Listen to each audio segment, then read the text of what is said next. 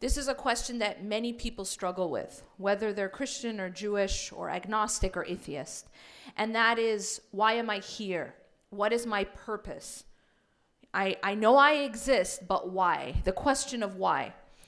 Allah subhanahu wa ta'ala answers this question clearly in the Quran.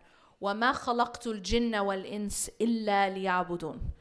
That we have not created jinn and human beings except to fulfill ubudiyyah to Allah, except to worship Allah, to know Allah, to love Allah, to enslave ourselves to Allah. That is the reason why we were created. How is it that we can fulfill this purpose of our creation and reconnect with Allah subhanahu wa ta'ala? I'm going to mention 5 things. Okay. The first is we have to love Allah most. There is this principle that governs human nature, right? And it goes like this. You become a slave to whatever you love most. Simple, yeah? You become a slave to whatever you love most. Every single human being has a master. Whether that person believes in God or they don't. Everyone has a master. Everyone has something that they enslave themselves to. Now the question is, what is your master? Now remember, everyone has a master. An atheist, an agnostic, a Christian, a Jew, a Muslim, everyone has a master. But what's your master? And the answer is whatever you love most. So how does that work? Well, if you're a person who loves money most, guess who your master is? Anyone? Money. You're a slave to money. If you're a person who loves power most, then guess what you're a slave to? Power. In other words, you will do anything to get more money, or you will do anything to get more power. If you're a person who loves appearing a certain way in front of people, if you're a person who loves image most, if you're a person obsessed with this concept of what are people gonna say? What are people gonna think? Then you're a slave to what people think.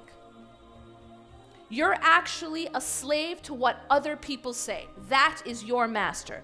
So how does that look like? It looks like you'll do anything and not do anything based on what people are gonna say, what people are gonna think. You're a slave. So remember this, you will always be a slave to whatever you love most. And that is why you have to be very careful what you love most. It's a simple concept, but it's extremely important. Allah subhanahu wa ta'ala tells us in the Quran, وَمِنَ النَّاسِ مَنْ يَتَّخِذُ مِن دُونِ اللَّهِ أَنْدَادًا يُحِبُّونَهُمْ كَحُبِّ اللَّهِ.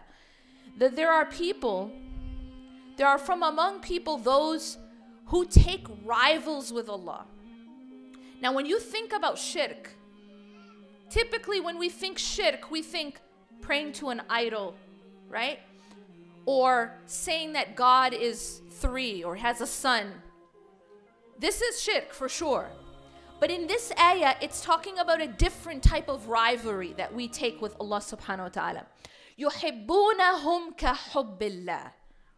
They love them as they should only love Allah. So Allah is telling us that there are people who take rivals with Allah. How? Not because they're praying to another idol, not because they're taking something else and making dua to it, but because they love those rivals as they should only love Allah. So it is a rivalry in love. Be careful what you love most.